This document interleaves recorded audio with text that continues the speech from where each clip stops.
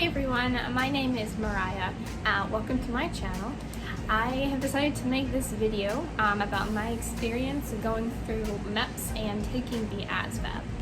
Now, I know before I took the ASVAB and went through the whole MEPS situation, I watched a ton of these videos and it helped me out a lot. So I figured I'd return the favor and share my experience, and hopefully it will help some of you guys. First off, I just wanted to apologize for the background noise and the fact that my hair is going everywhere, but it's currently like 90 degrees and like 100% humidity, and I have no AC in my room, so I have a fan blowing on me, so I apologize for that. But going straight to it, I have always wanted to go into the military. I've always wanted to, I don't know, pay my dues to this country, I guess. I've always had great respect for those who have served, and I figured, you know what, why not? I want to give back to my country a bit. So, what got me to the Air Force, I actually had, both my grandparents were in the Air Force. One was an air traffic controller and the other was a nurse. So, kind of runs in the family. I also have a good friend who actually I think just retired. He kind of got me into it. But so I've always wanted to serve, but I've never wanted to like get deployed for months and months at a time, being away from family. I've never was a big fan of that. So I kind of wanted like a part-time version of it. So being able to go to different places, but not for long periods of time. But so I didn't really have any idea of what to do. I just wanted to get some information and think about it. So I went to my nearest recruiter, Air Force recruiter, and I was talking with him. And this girl actually just came in and sat down beside me with her brother, who she was trying to get to join. And she told me about the Air National Guard, which is basically like the reserves, but if it makes any sense, it's like more local. So the reserves is like the nation or the country's reserves, whereas the National Guard is like more local. So I live in New Hampshire, so our National Guard, like I would stay here in New Hampshire and work out of things in this state. And that if the country needed like a lot of help, then they would call in separate states to help. So, but I would be based out of New Hampshire. I got to talking with her and she explained to me and how it's part-time, so it would be 1 weekend every month I would go down for training, 2 weeks a year. That would be either at the base training, or I could literally go anywhere for my 2 weeks just to train on the job I wanted. And I thought that was a really cool idea. I would like get my foot in the door to see what the military life was like, and if I decided to go full-time, eventually I would have that option. But this was a good like testing the waters and see if I actually liked it. So after a couple weeks after I met with the Air Force recruiter, I decided to go with the Air National Guard, which is a totally different type of recruiter. So I found the nearest base near me and I went and talked to a recruiter, give them all my information, all my medical history and everything like that.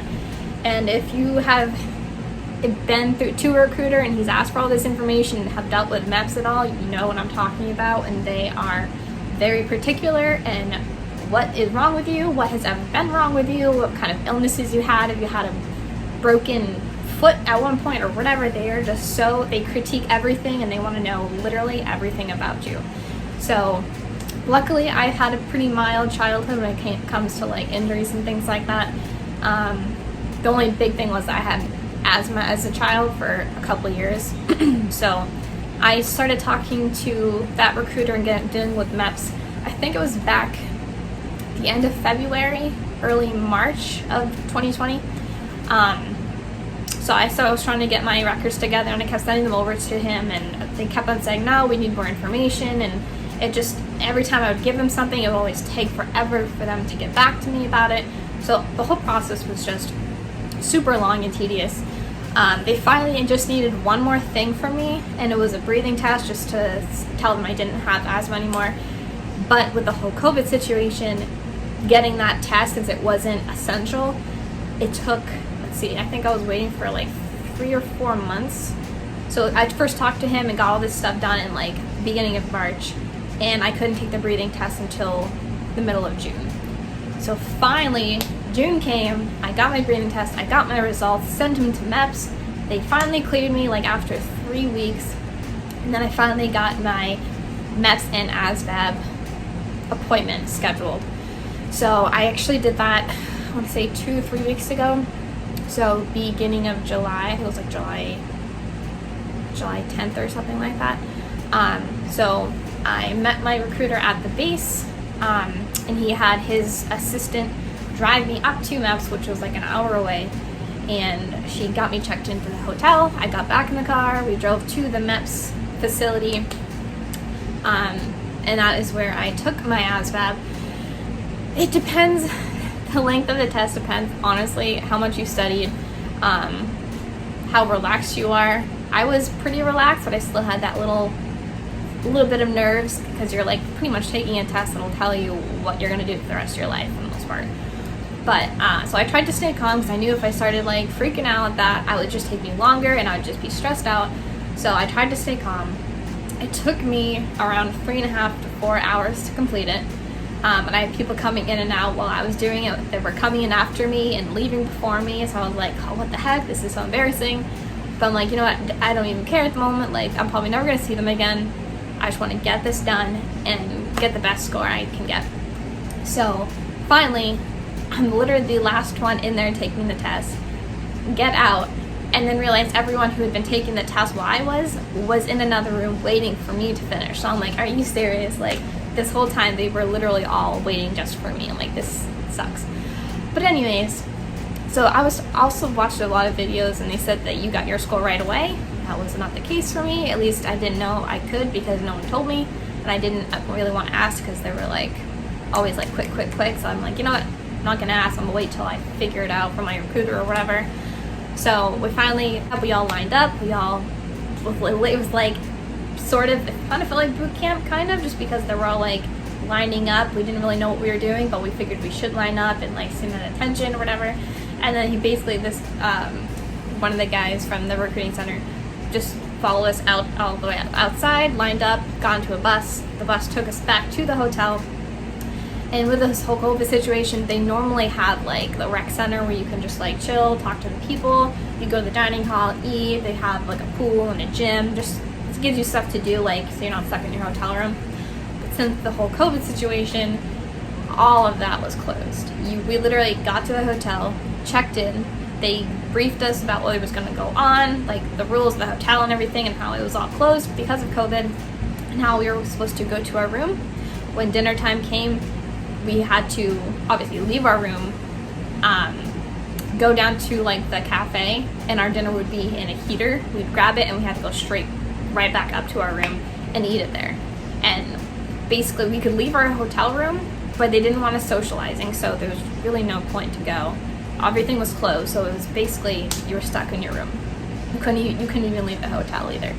So we were all stuck in our room. They had like a TV.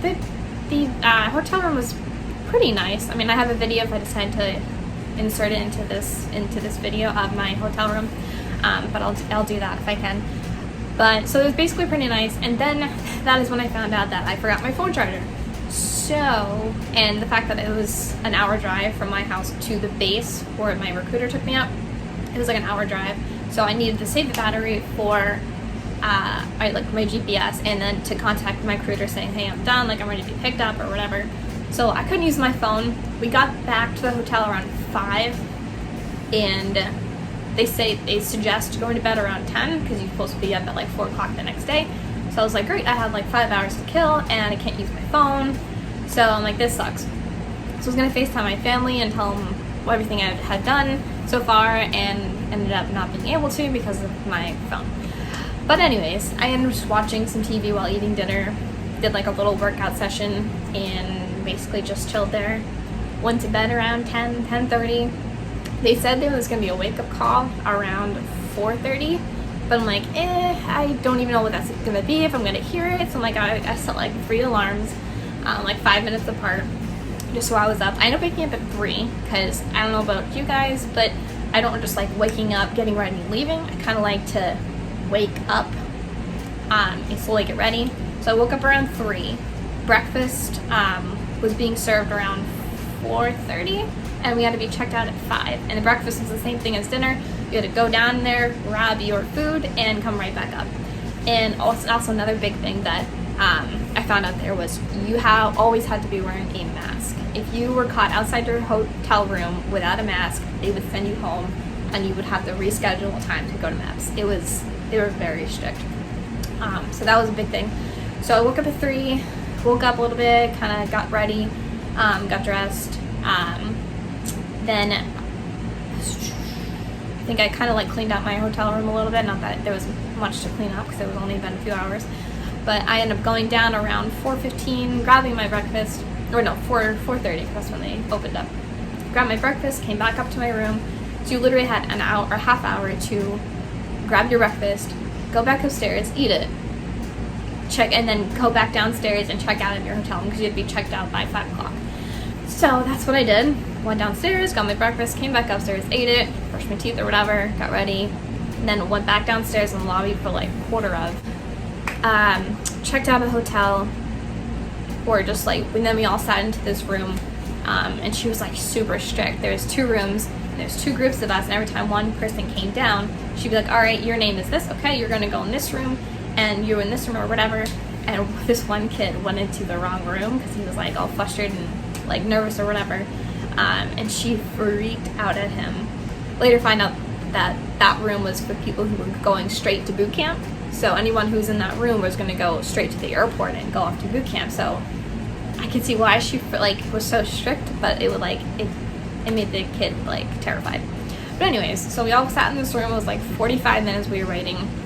Finally, they had us all line up at the door, and then the bus came. We all got to the bus that took us to MEPS. This is now around like 5:30. We got to MEPS around 6. Start the process. I believe we all got in there, put our bags in like a cubby, because we're not allowed our phones or anything like that, so we kept it all in there. And we obviously had to bring everything from the hotel because we obviously checked out.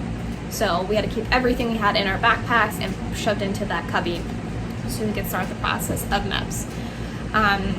Let's see. The first thing they had us do was I'll go down to the medical wing, which is like they took our hearing test, which is basically you wear these headphones, you're like in a booth with a bunch of other people, and you hear like a beep beep beep beep beep beep.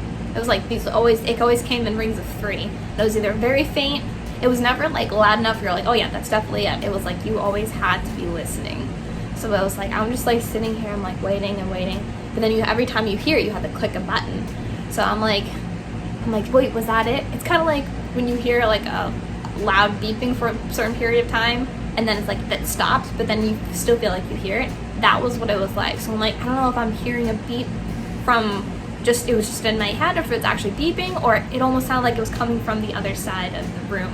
So I was like pressing it like every chance I got. So finished that, finally did my eyesight test, or my vision test. Found out that my left eye isn't as great as my right eye, but still passed it.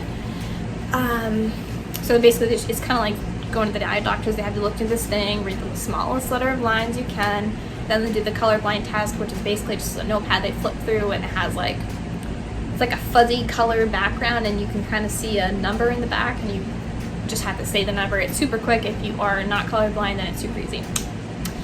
So that was that. Then we sat back down. It was a lot of waiting in between each test. So did a lot of waiting. So I did those 2, and then we went across the hall into this other room. It was kind of like a classroom setup.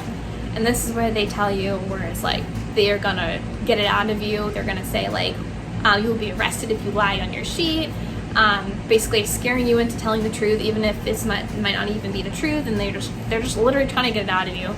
Even though they said this is not to scare you or to get you to say stuff you're not supposed to, it's literally because if you go to boot camp and start the process and you lied about something and they find out about it, I think it's called wrongful enlistment, and you can either go to jail or pretty much be dishonorably discharged, and you have a fun time trying to find a job when that happens. So they just try to get everything out so you're not lying about any drugs you took, any fights you got into in high school or whatever, anything like that. It's basically they try to get you to say it. Took about an hour going through, just pretty much repeating the same thing. And then the last like 10 minutes was what was going to happen next, and that was a physical exam, and they told you everything like that they were going to do, so you weren't surprised. So finally finished that, went back across the hall into the same medical wing we were in before. And let's see, what did I have done first? I believe I got my medical exam done. There was like 10 guys and only 2 girls, so odds are some of the guys would have to go with the female doctor. But luckily there's only 2 girls, so I went up first. She just sat down with me, pretty much went over my chart, saying, talked about that asthma that I had and how I got it cleared through the tests and everything like that. Basically asked about like schooling, just to like keep conversation going. And I knew, I'm like, you know, she's gonna see everything about me, like including like my body wise. So like I'm just gonna try to get to know her. That way it's just not awkward. It's like this random stranger gonna look at me or whatever. So I just tried to get to know her. Talked about like family, jobs, what got her into the Air Force, what got me into the Air Force. So just so we kind of knew a little bit about each other before we got really awkward. So that was pretty much it. And then she's like, all right, let's get started. So basically it's just like a physical exam, just like you would normally have at a doctor's. She just had me do like the whole, like the knee, what's it called? Pretty much your reaction. So she would like tap your knee and flip out or whatever. She'd be check like my arm. She would like press down. Check my eyesight, my ears, my throat, and a bunch of other things. And then she had me get bleed stripped down. Then she did a full physical exam. And then I think that was pretty much it. And then so she had me put my clothes back on. And then she's like, all right, we're gonna go right up to this room, and basically had to take everything off again.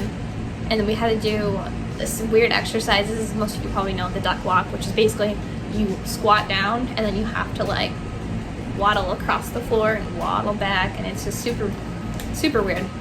But then again, there's just me and this other girl, so it wasn't horrible. So they had us like walk really fast across the room, do these other exercises, like kick our legs, kind of like if your leg was like all stiff or whatever, you could kick it and it would kind of feel better. I don't know. It was weird exercise. They had us do like the whole touching the fingers like that. Then a bunch of other ones. But then this poor girl beside me, granted she wasn't in the best shape. She was a little on the heavier side, but she couldn't do some of the exercises, one including the duck walk.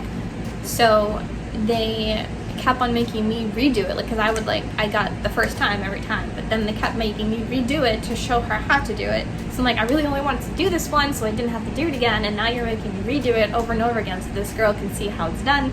And she just kept on not being able to do it.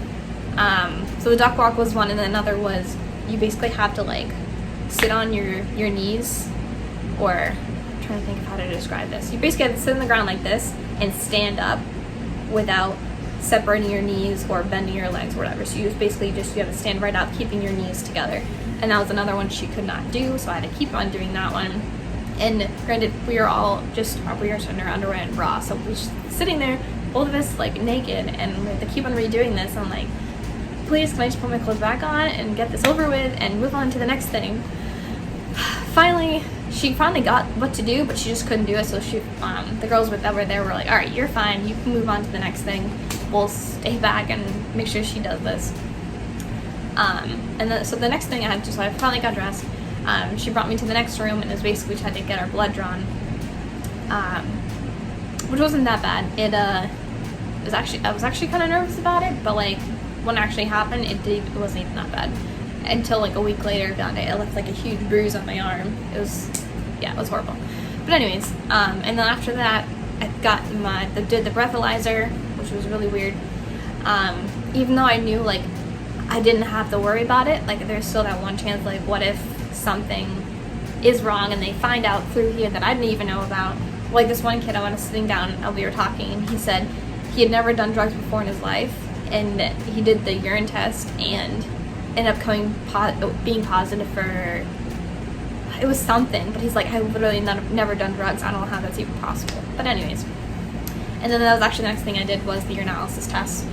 Basically, you're in this bathroom, there's doors on the stalls, but you're not even allowed to close them. You have to keep them open, and then the girl is sitting, she wasn't watching us, but she just had to be there to make sure we didn't have anything like shoved in our pockets or whatever. So basically she just did that. It was fine. I did my whole thing, peed in the cup. But the same girl who couldn't do the exercises, couldn't go. So I just sat there waiting, and like she had me go stand, like put my like cup onto the counter where like they would then test it. She had me stand right there, but it was right in front of the other girl's stall. So I'm just like sitting there, like, and then she's like right here beside me trying to carry on a conversation while the girl in front of me is trying to go. I'm like, this is so awkward. Like, I don't know where to look. I don't want to stare at you. Then I don't want to not look at you, because then I'd be looking at the girl trying to go, and it was so awkward. She ended up finally having to turn on the shower that they have to have like the running water to, I guess, help her go. Finally, and that ended up working. They finally ended up they test you for pregnancy right on the spot. Again, there's no need for me to even worry about that, because I know I'm not, but there's always that one chance that it was like, oh, what if they find something else, and it was stressing me out. Finally, like, all right, you're good, your test came back negative, you're all set to go to the next thing. So finally, I'm like, good, I'm relieved.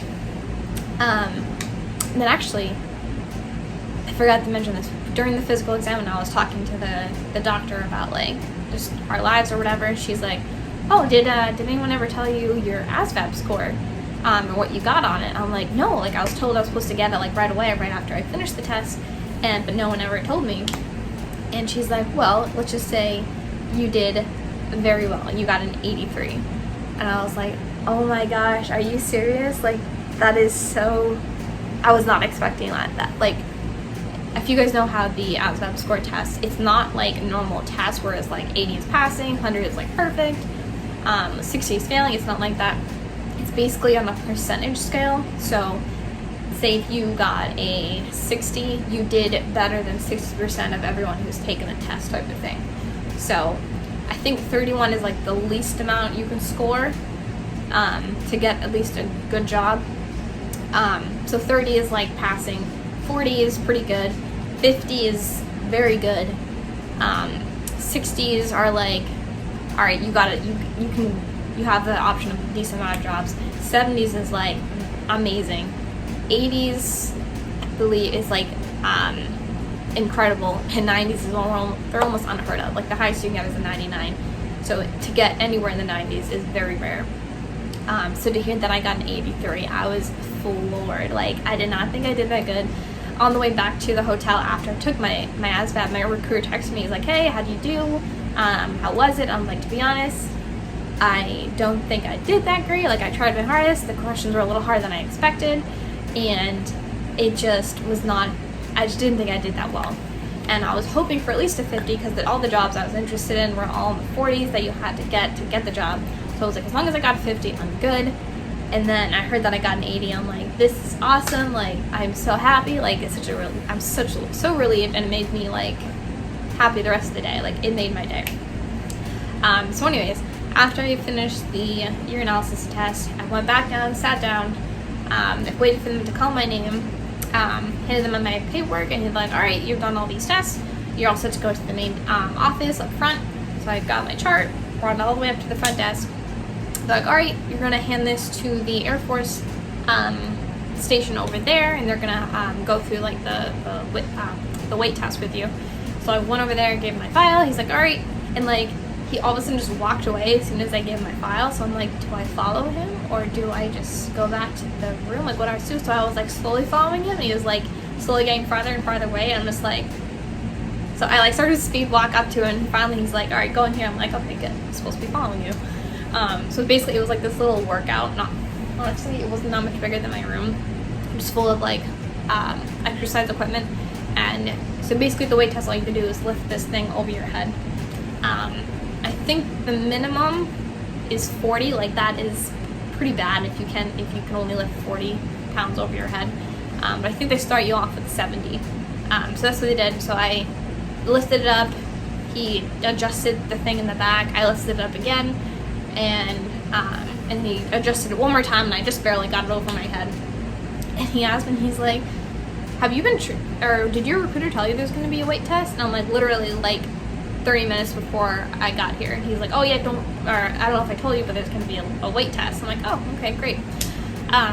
So I did that, and he's like, so have you been training for this? I'm like, no. I was literally just told. And he's like, wow, okay. I'm like, why? What did I get? He's like, you got a 110. I'm like, dang, okay. that's not too bad, I guess. So yeah, so I did that. Then I brought my chart back up to the front desk. They marked off that I did the weight test and everything was good. And they're like, all right, what do you want for dinner or lunch? There was ham, salami, or turkey sandwich or something like that. So I got the ham, and basically I just got my dinner, go into the room that everyone was waiting in before when they were waiting on me for my ASVAB test. So we all go in there. There's like a vending machine and water fountain or whatever. And that's when I started eating. That's when I told my recruiter, I'm like, hey, I'm all set. A lot of people were swearing in that day. I think it was basically if you were active duty and you would be, you already had your job picked out and everything, you just had to go to MEPS to complete everything, then you would be swearing in that day. A lot of people didn't even know if they were, but I already talked to my recruiter, and because I'm going in the National Guard, they said that I hadn't even picked out my job yet. So that's basically what I had to do next, was go back to the airport or back to the National Guard recruiter and basically go through the jobs I applied for or was eligible for and pick the one I wanted, and then from there is when I would enlist. So I wasn't enlisting that day. It kind of bummed me out, but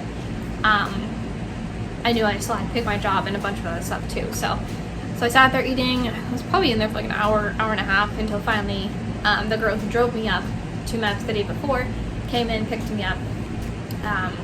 So we drove back to the recruiting base, and that is when he went through all the jobs I was eligible for. I basically qualified for every job in the Air Force but one. I think you need like an 86, I think, for the job, and it was like a technical aerospace dynamic thing. I'm like, I wouldn't have picked it anyways.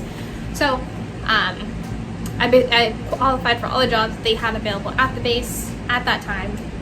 Unfortunately, none of them really interested me. I was interested in security forces, emergency management, and being EMT. All three things you could apply to a civilian life, since I'm going to be part-time in the National Guard. I didn't want to do something like working on like the cockpit of a plane or tanks or whatever, things like that, where it's like you wouldn't be able to apply it to a civilian job. So I knew that those three, one, security forces, it's like the military police, I can always apply it to being a police officer in the civilian life. Being an EMT, same thing. And emergency management, it's kind of like what FEMA does. It's kind of like the dealing with natural disasters and chemical warfare, things like that. So all three I could apply to my civilian life.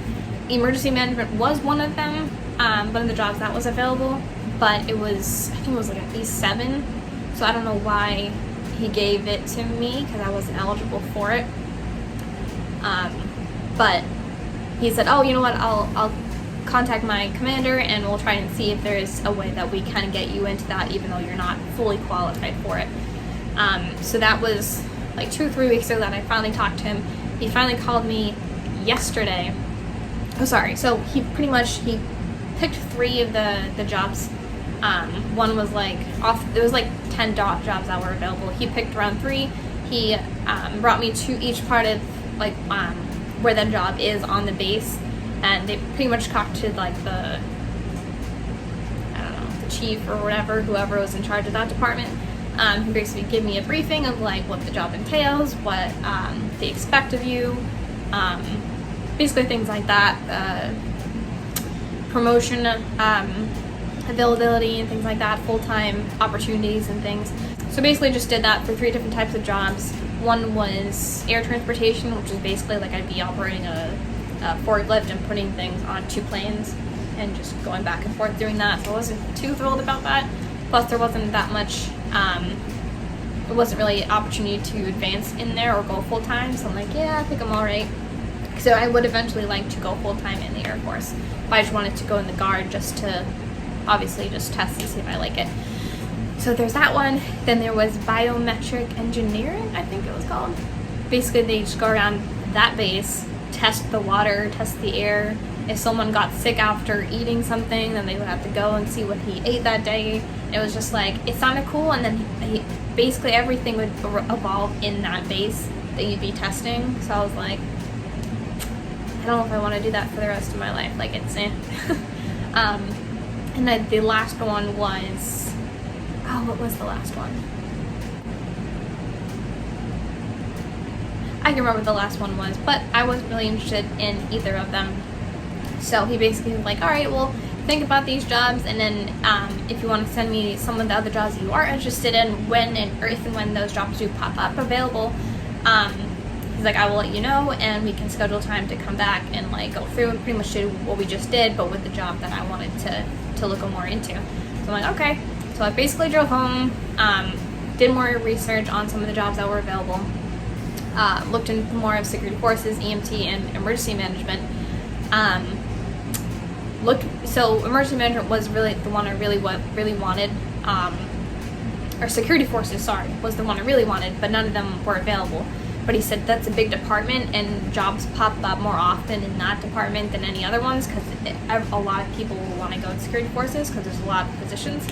So he's like, I'll let you know if a job pops up. So basically, I either had to pick a job that was on that list and not be happy with it, but be able to start right away, or I could wait a few weeks and wait till something really pops up that I am actually interested in. So that's what I decided to do.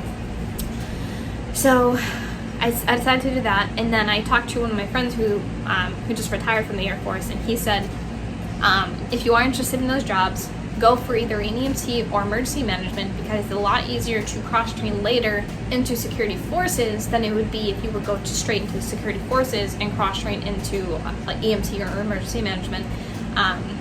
Just because it's a whole different type of field, and security forces, I wouldn't say it's easier, but it's just I guess it's more common for people to do that. So he said try and get the EMT or the emergency management job first, and later on, if you still wanted to do security forces, you can cross-train into that. So that's what I ended up doing, and I told my recruiter that, and he's finally said, so that was like 3 weeks ago. He finally contacted me yesterday. He called me up, and he's like, hey, I finally got back to my commander. He said that the emergency management job that was available, but only to the E7 or whatever it was, he said we would allow you to take the job, and I forget exactly that I wasn't qualified or something along those lines, but basically we would end up training you up to that point. So they were willing to take me in early. So I was like, awesome, this is great, like I finally can get the ball rolling on my career, this is awesome. So he's like, all right, when do you want to show up? I'm available tomorrow. I'll call out of work sick, like, yeah, I want to get this going. So I actually just came back from there like an hour ago, and so basically he gave me the run through of the job. I could ask him a bunch of questions, and I was basically like, this is exactly what I want to do, like this is awesome, let's sign these papers, I want to get listed. He's like, all right, as much as I want to do that with you today, he's like, we'd have to make another appointment to come back, because I had to get paperwork pulled and things have to happen before we can enlist you. So I'm like, okay, that sucks, but I understand. So he's like, all right, we'll see if we can schedule a time for next week for you to come back, sign the paperwork, do the whole security check, and my fingerprints done, everything like that. And then that's when we would enlist, and that's when your family could come up. Literally the whole process doing the paperwork and everything could take like an hour and a half to 2 hours. The swearing in and everything takes like 5 minutes. But so I'm like, oh well, it'll give you something to look forward to for next week. So it's basically what I just did today. And that was basically my whole MEPS and ASVAB experience. But if you guys have any questions, feel free to ask me. I'll try to answer them to the best of my ability. Alright guys, well, thank you so much for watching my video. Like I said, if you have any questions, feel free to leave them in the comments, and I will try to answer them as best as I can.